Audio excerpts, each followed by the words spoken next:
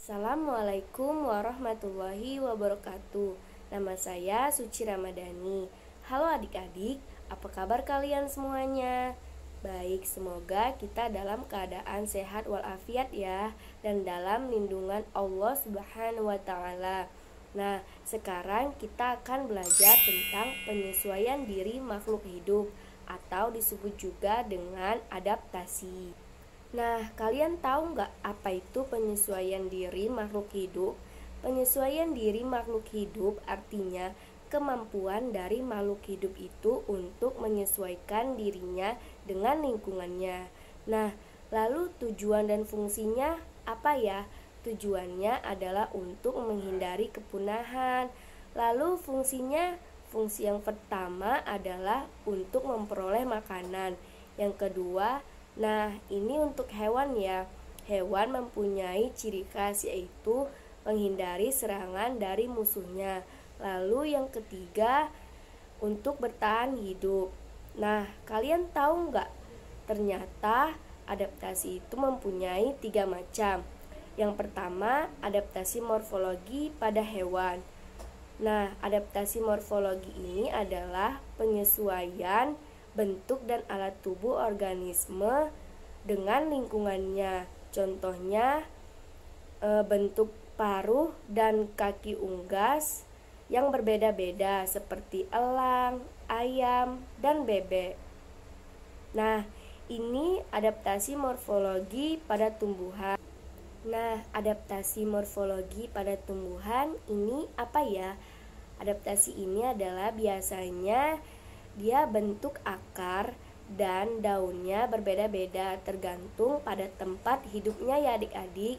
Nah, pada tumbuhan ini dibedakan menjadi 3 macam.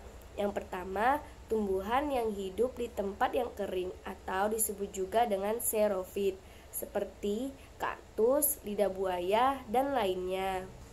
Nah, yang kedua, tumbuhan yang hidup di tempat yang berair atau disebut juga dengan hidrofit seperti teratai, eceng gondok, dan lainnya. Yang ketiga, tumbuhan yang hidup di tempat yang lembab atau disebut juga dengan higrofit seperti pakis, lumut, dan lainnya. Seperti itu ya adik-adik. Nah, adaptasi yang kedua adalah adaptasi fisiologi. Apa ya adaptasi fisiologi? Adaptasi fisiologi adalah penyesuaian fungsi fisiologi organ-organ atau alat tubuh untuk bertahan hidup. Contohnya pada manusia, pupil mata yang akan membesar di tempat yang gelap dan akan mengecil di tempat yang terang ya adik-adik. Nah, ini contohnya pada tumbuhan. Tanaman pakis, misalnya pakis akan menggulung daun mudanya di lingkungan yang lembab. Seperti itu ya adik-adik. Nah, yang ketiga, adaptasi tingkah laku. Apa ya adaptasi tingkah laku itu? Tingkah laku makhluk hidup untuk bisa menyesuaikan dirinya dengan lingkungannya.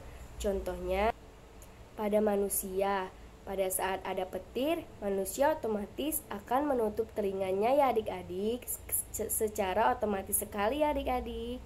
Nah, contohnya pada tumbuhan. Nah, tumbuhan yang bertumbuh pasti bertumbuh searah dengan datangnya sinar matahari adik-adik. Nah, contohnya pada hewan, bunglon.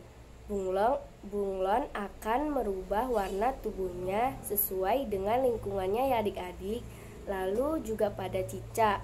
Pada cicak secara autotomi. Seperti itu ya adik-adik.